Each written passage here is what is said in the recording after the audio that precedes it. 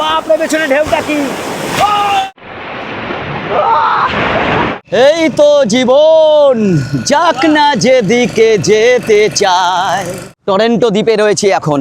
এই হচ্ছে C safari beach camp. চারিদিকে দেখেছেন কি সবুজ। দুপুরের রাজকীয় ভোগ আমাদের। এই হচ্ছে কাঁকড়া। আহারে, একেবারে জমে যাবে হানিমুন। এত ঠান্ডা পরিবেশ। এই কাজু কিন্তু পেকে গেছে, এই যে এইগুলো। নমস্কার বন্ধুরা, নতুন ভিডিওতে আবারও স্বাগত জানাই। আজকে যাচ্ছি আমি বাগদা সমুদ্র সৈকত। আর বাগদা যাওয়ার জন্যে আমি চয়েস করেছি এবার বন্দে ভারত, যেটা হাওড়া থেকে ছাড়বে সকাল 6টা 10-এ। এই বন্দে ভারত দেবে কিন্তু নিউ কমপ্লেক্স থেকে, মানে 21 বা 23 নম্বর প্ল্যাটফর্ম থেকেই সাধারণত ছাড়ে। বন্দে ভারত দিয়ে দিয়েছে 23 নম্বর প্ল্যাটফর্মে। মানে বন্দে ভারতের ক্রেজ সত্যিই এখনও কমেনি, এখনও মানুষ এগুলো দেখছে। বন্দে ভারতে যাওয়াটা সবথেকে সুবিধা হয়, তার কারণ হচ্ছে খুব কম সময়ে এবং সকাল সকাল পৌঁছে যাওয়া যায়। বন্দে ভারতে আমার রয়েছে 15 নম্বর কম্পার্টমেন্ট। এটা হচ্ছে 15 নম্বর কম্পার্টমেন্ট। উঠে পড়ি। কম্পার্টমেন্ট কিন্তু বেশ সুন্দর রয়েছে, এখনও পরিষ্কার পরিচ্ছন্ন আছে। এখন বাজে 5টা 40, 6টা 10-এ ছাড়বে। ট্রেন ছাড়লো আমাদের, এখন 2.5 ঘন্টা বসে থাকতে হবে। বন্দে ভারতে এখনও 1 লিটার তেল নিট।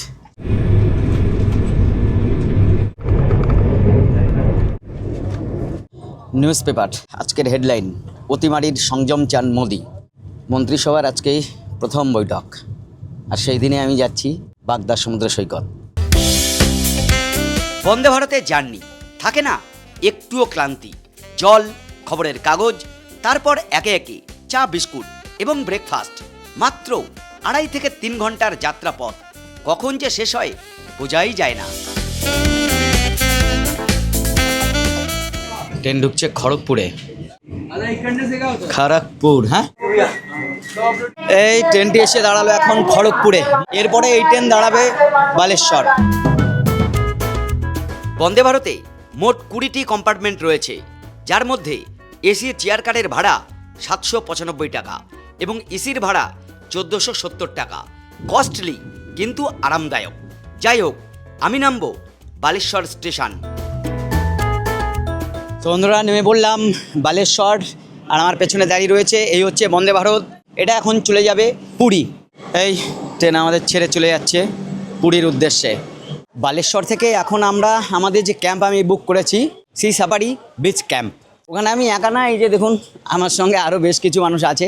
ক্যাম্পে বলে রাখা হয়েছিল যে এরকম আসছি, ওনারা একটা ইকো পাঠিয়েছেন, আর এখান থেকে আমরা বেশ কয়েকজন আছি, ওই একটা ইকোতে হয়ে যাবে। সেক্ষেত্রে আমাদের ভাড়াটা কম পড়বে। বালেশ্বর স্টেশনের বাইরে বেরোলে এরকম অটো দাঁড়িয়ে থাকে, এখানে অটো থাকে, ম্যাজিক থাকে, নানান রকম গাড়ি থাকে। এইখান থেকে বাগদা বিচে কত ভাড়া? 700 টাকা। তো আপনারা যারা এই বাগদা বিচে যাবেন, নেমেই 5 নম্বরের বাইরে বেরোবেন। 5 নম্বর প্ল্যাটফর্মের বাইরে বেরোলে এইরকম অটো থাকবে। 700 টাকায় আপনারা অন্তত 7-8 জন চলে যেতে পারবেন। আমাদের জন্য পাঠিয়ে দিয়েছে এরকম একটা ইকো গাড়ি। ড্রাইভারই 25 বছরের মতো হয়ে গেল। বালেশ্বর স্টেশন থেকে বাগদা সমুদ্র সৈকত যেখানে আমরা যাচ্ছি, এখান থেকে ডিস্টেন্স হচ্ছে 37 কিলোমিটার, প্রায় ঘন্টাখানেক সময় লাগবে।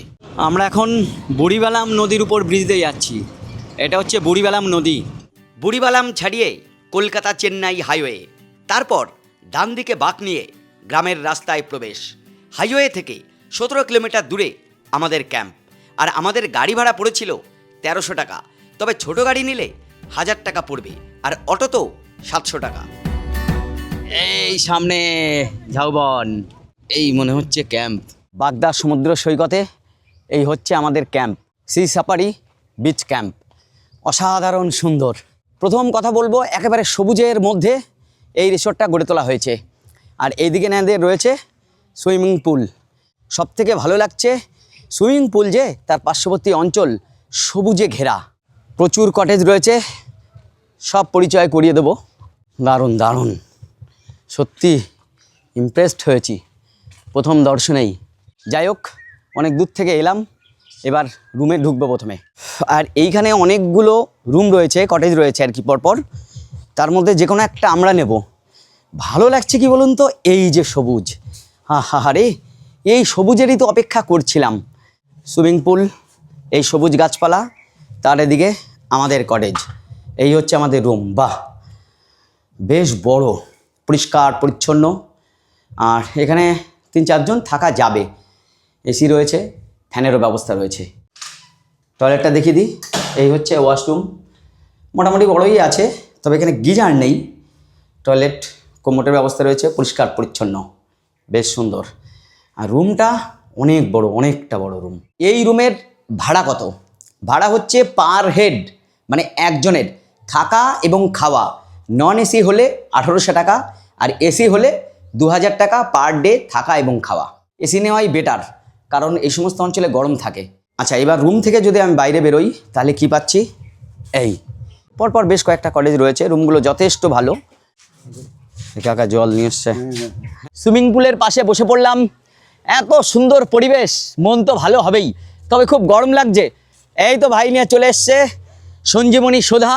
সত্যি এত দূর থেকে এসে এই ডাবের জলটা পেলে মনে কেমন একটা শান্তি আসে।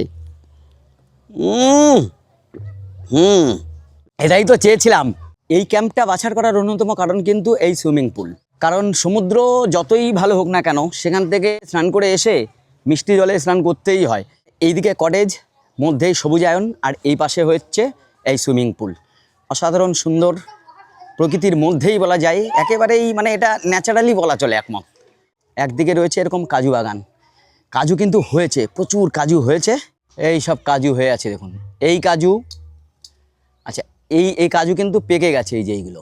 এবার আমরা কাজু বাগানের মধ্যে ঢুকে পড়েছি, আর এই কাজু বাগানের মধ্যেই রয়েছে বিভিন্ন টেন্ট, আর এখানে বসে দোল খাবেন।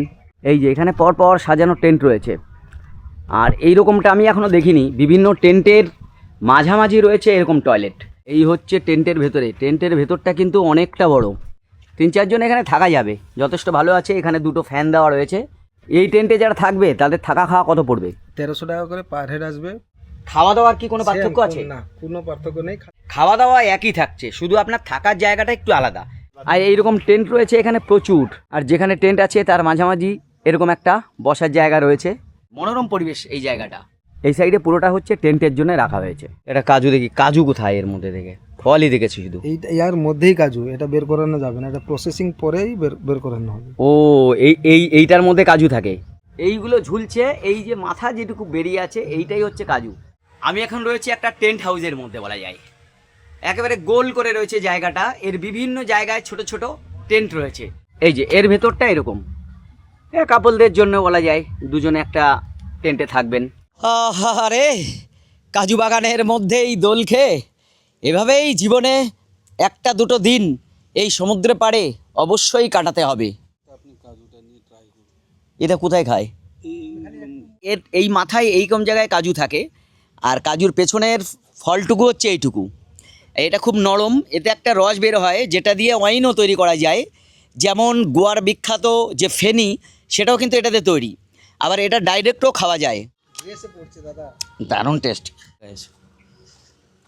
আর এই পেছনে যে কটেজগুলো দেখছি, এগুলো তো অসম্ভব সুন্দর, কাজ দিয়ে তৈরি মনে হচ্ছে। এটা আসলে কি, আর ভাড়া কেমন আছে? এটা দাদা আপনার গ্লাস হাউস বলে আমরা হ্যাঁ। এখানে, তো এটা কাপলদের জন্য তৈরি, 2 জন একটা বাচ্চা থাকতে পারবে। তো আমার এই জায়গাটা বেশ ভালো লাগছে, এই যে কাচের যে রুমগুলো রয়েছে উপরে। তবে এরও ভাড়া বেশি না, 2000 নন এসি, আর এসি নিলে 2200 টাকা। তবে এখানে এই রোদের মধ্যে এলে এসি আপনার লাগবেই। এইটা আর কি হানিমুনে এলে তাদের জন্য এটা বেস্ট হবে আমার মনে হচ্ছে। এসির ব্যবস্থা রয়েছে, ওয়ালগুলো একেবারেই পরিষ্কার পরিচ্ছন্ন করা রয়েছে। 2 জন তো আরামে থাকা যাবে, 3 জনও থাকতে পারবেন এখানে। রুমের সাইজটা মোটামুটি ভালোই আছে, বাইরে থেকে দেখলে সব বোঝা যায় না। আর এই হচ্ছে এর ওয়াশরুম, ওয়াশরুমটাও বেশ পরিষ্কার পরিচ্ছন্ন রয়েছে। মানে এগুলো সবই নতুন হচ্ছে। নিচে ফ্লোরে টাইলস রয়েছে। এই রুমগুলো বেশ ভালো লেগেছে আমার। আর এর থেকে যদি আপনি বাইরে বেরোন, এই দৃশ্যটা পাবেন। আর সমুদ্র রয়েছে এই দিকটা। যারা নতুন বিয়ে করেছেন, হানিমুনের জন্য 1 দিন বা 2 দিনের জায়গা খুঁজে বেড়াচ্ছেন, তাহলে চলে আসুন বাগদা বিচের এই ক্যাম্পে। এই ক্যাম্পে এলেই আপনার সেই স্বাদ পূর্ণ হয়ে যাবে। এরকম কটেজের থেকে সমুদ্র স্নান করে খাওয়া দাওয়া করে আহাহারে একেবারে জমে যাবে হানিমুন। আচ্ছা, এইখানেও এরকম কটেজ রয়েছে 2টি। স্বামী স্ত্রী কিংবা ফ্যামিলি, 2জন কিংবা 3জন নিয়ে এই কটেজেও আপনারা থাকতে পারেন। এইখানে এরকম একটা বেড রয়েছে, তাহলে মোটামুটি এরকম যে কোনো একটা কটেজে আপনারা এখানে থাকতে পারেন। চারিদিকে দেখেছেন কি সবুজ, সবুজের মধ্যে এই কটেজগুলো রয়েছে। চলুন এবার ঝাঁপিয়ে আসি সমুদ্রে। বাগদা সি বিচ, এইদিকে হাঁটতে হবে। এই যে ঝাউবন না, এটাই হচ্ছে এর একটা অন্যতম বৈশিষ্ট্য এই বাগদা সমুদ্র সৈকতের। প্রচুর পাখির ডাক শুনতে পাচ্ছি আমি।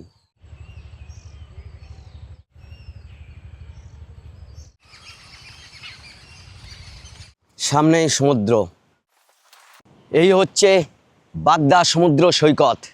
ঝাউবনের ভেতর দিয়ে সমুদ্র দেখতে পাচ্ছি, কি সুন্দর লাগছে এখান থেকে। আই লাভ বাগদা। এরকম চেয়ার রয়েছে, এখানে বসে খাবেন আর এই সমুদ্রকে উপভোগ করবেন।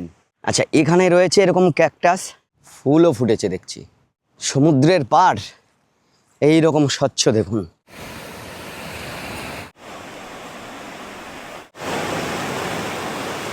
ওফ, এই সমুদ্রে গা ভেজাতে তো ইচ্ছা করবেই। বাগদা সমুদ্র সৈকত এত পরিষ্কার পরিচ্ছন্ন, সমুদ্রের ঢেউও বড় আছে, জলও স্বচ্ছ আছে। ইয়া! ওরে বাপ রে, পেছনে ঢেউটা কি! ওরে বাপ রে বাপ!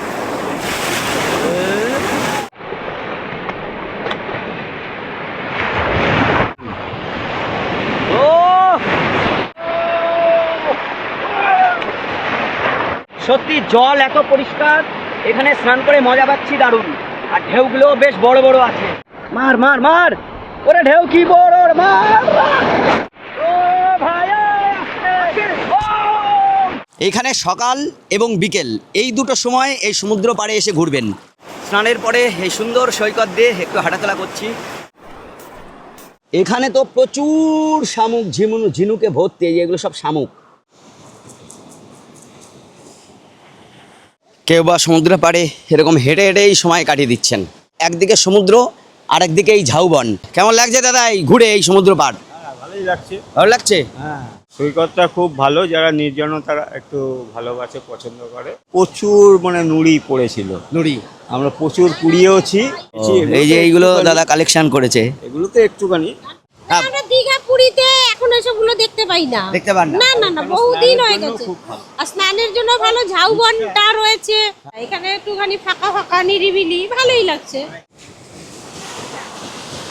এখানেও মানুষেরা এই যে শামুক কোড়াচ্ছেন। কি এখানে কি আছে? জ্যান্ত শামুক, জ্যান্ত শামুক, জ্যান্ত ঝিনুক। ঝিনুক। হ্যাঁ, এই দেখো জ্যান্ত ঝিনুক, এটা জ্যান্ত হেঁটে হেঁটে পালাচ্ছিল। গোল্ড। এইভাবেই মানুষরা এখানে সময় কাটায়, শামুক ঝিনুক কড়ায়। সব জ্যান্ত। জ্যান্ত হ্যাঁ, পালাচ্ছে। শুকনো বালিতে এরকম একটা নৌকা দাঁড়িয়ে। এই আমি আবার আমার ক্যাম্পে, সি সাফারি বিচ ক্যাম্পে ফিরে এলাম। এসে তো ডাবের জল পেয়েছিলাম, আর এখন ঠান্ডা শরবত। তবে এটা এখানকার ইউনিক, এতে দই আছে, নানান রকম উপকরণ রয়েছে। ওহ, অপরূপ টেস্ট। অনেকেই নেমে গেছেন সুইমিং পুলে, আর সমুদ্র স্নানের পরে যা হয় আর কি, সবাই এই সুইমিং পুলে ঝাঁপাবে এখন।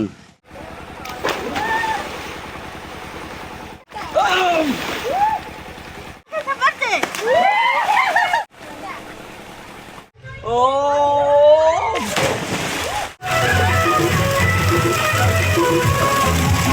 আহ, শান্তি শান্তি।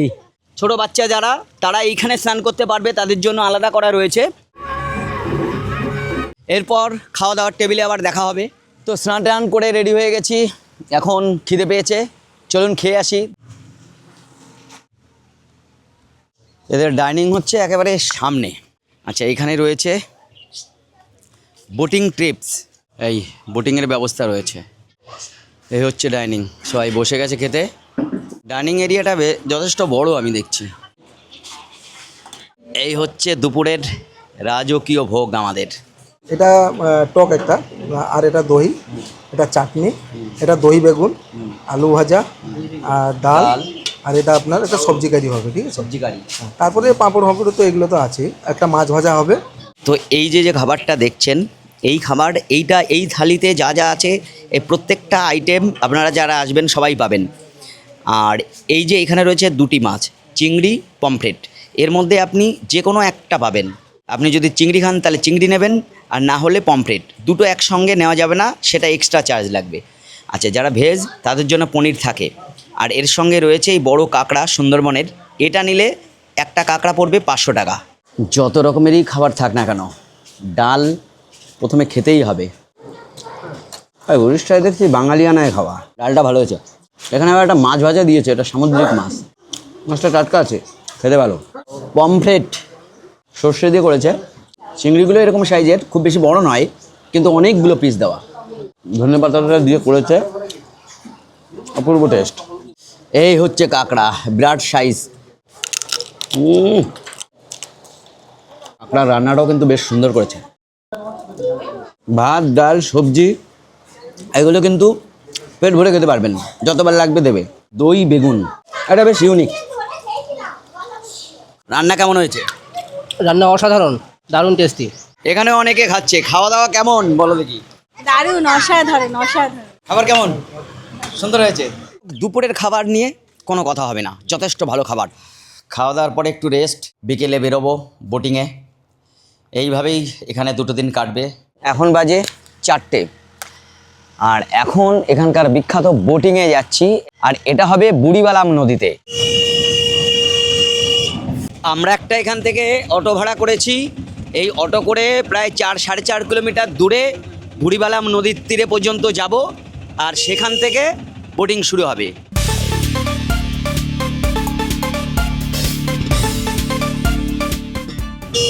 দূরে বুড়িবালাম নদী দেখা যাচ্ছে, ওই নদীতেই বোটিং হবে। অটো থেকে আমি নেমে পড়েছি। এখন আমার ডান দিকে এই যে নদী রয়েছে, বুড়িবালাম নদী, এই নদীর উপরেই আমরা এখন বোটিংয়ে যাব। অসাধারণ লাগছে এই জায়গাটা। এই আমরা চলে এসেছি বিখ্যাত বোটিং পয়েন্ট এই বুড়িবালাম নদীতে। প্রচুর মানুষ এখান থেকে বোটিংয়ে যায়। এই রকম বোট হচ্ছে, এতে করে যেতে হবে। দারুণ সুন্দর জায়গাটা কিন্তু। এইভাবে পর বোটগুলো রয়েছে এখানে। এইখানে এসে মন ভরে গেল। চলো, এই যে এটার উপর দিয়ে এখন উঠতে হবে। তো নেমে যায় কেন? উঠে পড়েছি বোটে। এই যে চেয়ারগুলো রয়েছে, এরকম চেয়ারে বসতে হবে। এই বোটের ভাড়া হচ্ছে পার হেড 400 টাকা। আর এখান থেকে নিয়ে যাবে প্রথমে হচ্ছে ম্যানগ্রোভ ফরেস্টের এদিকে, বুড়িবালাম নদী তীরে, যেখানে বাঘাযতীনের সঙ্গে যুদ্ধ হয়েছিল ইংরেজদের, সেইখানে নিয়ে যাবে। তারপর সেখান থেকে এইদিকে সমুদ্রের এদিকে একটা আইল্যান্ড রয়েছে, টরেন্টো আইল্যান্ড, এই দুটো জায়গায় ঘোরাবে। আর এইখানে বালির মধ্যেও এরকম পাথর কিছু রয়েছে। এখানে জার্নি স্টার্ট। অসাধারণ এক অভিজ্ঞতার সাক্ষী হতে চলেছি আমরা এই বুড়িবালাম নদীতে। ও হো, টাইটানিকের উপরে রয়েছি এখন। সত্যি এসব জায়গায় যে এত কিছু আছে তা আমার জানা ছিল না। অসাধারণ অভিজ্ঞতা হচ্ছে এই বুড়িবালাম নদীতে। এই তো জীবন, যাক না যেদিকে যেতে চায়। সত্যি এই অভিজ্ঞতা মনে রাখতে হবে চিরকাল। বাগদা যদি আসেন তাহলে অবশ্যই কিন্তু এই বোটিংটা করতেই হবে। নোনা জলে পার্শ্ববর্তী নদী পাড়ে যা দেখা যাচ্ছে সবই কিন্তু ম্যানগ্রোভ। এই যে আমরা এখন ফরেস্টের কাছে চলে এসেছি। এই ফরেস্টের এখানেই কিন্তু যুদ্ধ হয়েছিল ইংরেজদের সঙ্গে বাঘাযতীনের। সত্যি সেই সমস্ত কাহিনী মনে পড়লে এখনও গায়ে কাঁটা দেয়, যাদের জন্য আমাদের এই স্বাধীনতা আজকে আমরা পেয়েছি। এরকম বহু বীর পুরুষ রয়েছে। সূর্য অস্তমিত, আমরা খাড়ির ভেতর দিয়ে যাচ্ছি, আর এই দিকে না বুনো ফুল ফুটে আছে।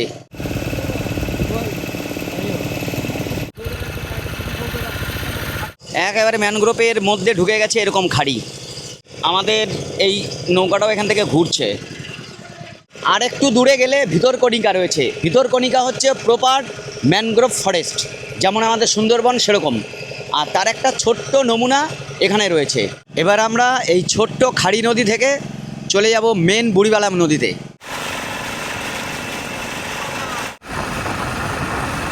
এখন আমরা প্রায় সমুদ্রের কাছাকাছি চলে এসেছি। এই আমরা এখন প্রবেশ করছি টরেন্টো দ্বীপে। ও, এইখানে বীচটা খুবই পরিষ্কার। টরেন্টো দ্বীপে রয়েছি এখন। এই জায়গায় একেবারে সোনালি বালি। এই হচ্ছে মোহনা, বুড়িবালাম যেখানে সমুদ্রে মিলিত হয়েছে। অসাধারণ কিন্তু এই জায়গাটা। আমি কোনোদিন এর আগে আসিনি, কিন্তু এইবার প্রথমবার এসে মন ছুঁয়ে গেল একেবারে। এখানে খবরদার এই জলে নামবেন না। বুড়িবালাম নদী এই দিক থেকে এসে ঠিক এইখানে সমুদ্রে মিলিত হচ্ছে, এই যে এইখানে। তবে এখানে অবশ্যই সতর্ক থাকতে হবে, কারণ এখানে জলের গভীরতা বেশি থাকে। সমুদ্র আর এত সুন্দর সৈকত দেখে খবরদার কেউ কিন্তু জলে নামবেন না। তবে এখানে চোরাবালি আছে কি না বলতে পারবো না, তবে জল কেমনভাবে পাক খাচ্ছে দেখুন, কারণ মোহনা অঞ্চলে এরকম হয়। আর এখানে সব মানুষ বসে দৌড়ে হেঁটে আনন্দ করছেন। আর এখানে রিলস বানানো হচ্ছে।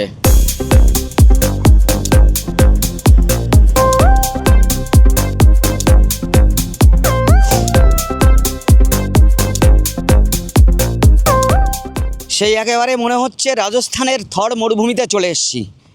বালিয়াড়ি, এইটা হচ্ছে একটা বালিয়াড়ি, এই যে এইটা। ঠিক আছে, অনেকক্ষণ এখানে ঘোরাঘুরি করা হলো, এবার ব্যাক করতে হবে, কারণ সূর্য প্রায় অস্তমিত। আবার আসিব ফিরে এই সমুদ্র তটে। প্রায় অন্ধকার হয়ে এসছে। আমাদের নৌকায় যে দাঁড়িয়ে আছে বোট, এবার বোটে উঠব। এই আমরা এবার ফিরে এলাম, আর এখানে এখন দেখছি বারবিকিউ হচ্ছে। এই যে আগুন জ্বালিয়ে এখন শুরু হচ্ছে বারবিকিউ। এই আর এসেই দেখতে পাচ্ছি গোটা ক্যাম্প একেবারে আলোয় সেজে উঠেছে। আর এদিকে বারবিকিউ তৈরি হচ্ছে, মানে চারিদিকে এক উৎসব লেগে গেছে এখানে। সুইমিং পুলের পাশে অনেকে বসে এখানে গল্পও করছেন। এই আমাদের রুমে এবার যাব। বোটিং করে এসেই আমাদের জন্য চলে এলো গরম গরম পকোড়া, সঙ্গে চা, পেঁয়াজি। রাতে আলো জ্বলতে শুরু করে দিয়েছে। সুইমিং পুলটা এখন কি সুন্দর লাগছে, মনে হচ্ছে এদেশ না বিদেশে এসে উপস্থিত হয়েছি, এত সুন্দর লাগছে। প্রত্যেকটা কটেজের সামনে এরকম রঙিন আলো দিয়ে সাজানো হয়েছে। শীত, বর্ষা কিংবা গ্রীষ্ম যে কোনো সময় এই বাগদা সমুদ্র সৈকতে আসা যাবে এবং এখানে 1-2 দিন কাটানো যাবে। বারবিকিউ হচ্ছে এখানে। এই আমাদের ঘরের মধ্যেই এখন দিয়ে গেল বারবিকিউ। বারবিকিউ এই সমস্ত বেস ক্যাম্পের অন্যতম একটা বৈশিষ্ট্য। এখানে 1 কেজি বারবিকিউ 700 টাকা পড়বে। এখন আমি রয়েছি কাজু বাগানের মধ্যে। বারবিকিউ খেয়ে এদিকে একটু ঘোরাঘুরি করছিলাম, তো এখানে আবার হাতি এসছে, ভয়ও লাগছে আজকে। তো রাত মোটামুটি এখন ভালোই হয়েছে, 9:30 বাজে। এখন ডাইনিংয়ের দিকে এগোচ্ছি, খাওয়া দাওয়া সারতে হবে রাতের। রাতে এখানে ভাত বা রুটি যে কোনো একটা খেতে পারেন আপনি, দুটোই অপশানে আছে। এই হচ্ছে রাতের খাবার, ভাত রুটি দুটোই আমি নিয়েছি। সঙ্গে চিকেন যেটা কমন থাকবে, আলু ভাজা, একটা সবজি আর মিষ্টি। রুটির সঙ্গে রয়েছে সয়াবিনের তরকারি, হচ্ছে চিকেন। খাওয়া দাওয়া ঠিকই আছে। শেষে পেলাম রসগোল্লা, আর এই রসগোল্লা নিয়েই যত দ্বন্দ্ব, ওয়েস্ট বেঙ্গল না উড়িষ্যা। এখন আর কি ঘুমিয়ে পড়তে হবে, কাল সকালে আবার দেখা হবে। গুড মর্নিং ফ্রম বাগদা সি সাফারি বিচ ক্যাম্প। আজকে আমাদের দ্বিতীয় দিন হয়ে গেল, আর এখানে আমরা একটা রাতই থাকবো। তো কালকে এসেছি, সারাদিন সব কিছু ঘুরে দেখিয়েছি। এখন আবার একটু বিচ পাড়ে যাব, ওখানে একটু ঘোরাঘুরি করব, তারপর ব্রেকফাস্ট করে বেরিয়ে যাব। আবার বালাসোর যেতে হবে, এখান থেকে প্রায় 1 ঘন্টা লাগবে। একেবারে ঝাউবনে ঘেরা, বেশ খানিকটা যেতে হবে, গেলে আপনি সমুদ্র পেয়ে যাবেন।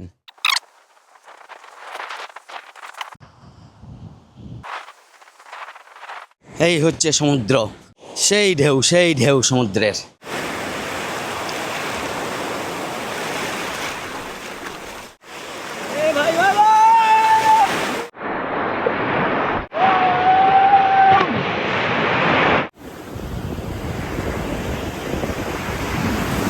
সকালটা এদিকে বেশ নিস্তব্ধ মনে হয়। দেখছি সকালে কিছু মানুষ বিচ পাড়ে হাঁটাহাঁটি করছেন। এই দেখেই এবার আমিও ঘরের দিকে ফিরি। তো সকালে সমুদ্র পাড়ে গিয়েছিলাম, সকালেও একটু স্নান করলাম, তাই এখন এসে এই সুইমিং পুলে একটু নেমে পড়তে হবে। অসাধারণ, দারুণ লাগছে। কিন্তু আপনারা যদি এই ক্যাম্পে আসেন, তো এইখান থেকে এই উড়িষ্যা বালাসোরের উল্টো দিকে পঞ্চলিঙ্গেশ্বর, ইমামি জগন্নাথ মন্দির সহ বেশ কিছু পয়েন্ট এখান থেকে ঘুরে দেখা যায়। তো আপনারা এই ট্যুরের ব্যবস্থা করে দেন? হ্যাঁ, নমস্কার, আমি বিট্টুদা। এই ট্যুরের ব্যবস্থা আমরা করে দিই। যদি কেউ ধরুন আসতে চায় পঞ্চলিঙ্গেশ্বর, আর Nilgiri Rajbari, blue lake, Khirachora Gopinathpur, Emami Jagannath temple, এগুলোতে সব ব্যবস্থা হয়ে যায়। আপনার অটো পাবেন, তার সঙ্গে 4 হুইলারও পাবেন। ওটা প্রাইস মানে সময় নিয়ে ওটা ডিপেন্ড করে। ধরুন অটোতে গেলে 2200 টাকা পড়বে, আর 4 হুইলারতে গেলে ওই 3500 টাকা মতন পড়বে।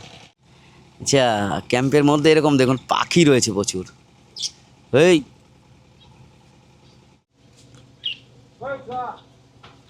এই পাখিগুলো রাখা হয়েছে এইরকম নিচে খাঁচা গাছ, কিন্তু এই গাছের সঙ্গে এমনভাবে সিস্টেম করে রেখেছে যে পাখিগুলো মনে হবে মুক্ত। এই যে কাজু, এই কাজু হচ্ছে এর থেকে প্রসেসিং করে কাজু তৈরি হবে। ডাইরেক্ট আপনি ছাড়িয়ে খেতে পারবেন না। এটা চলে এসেছে ব্রেকফাস্ট।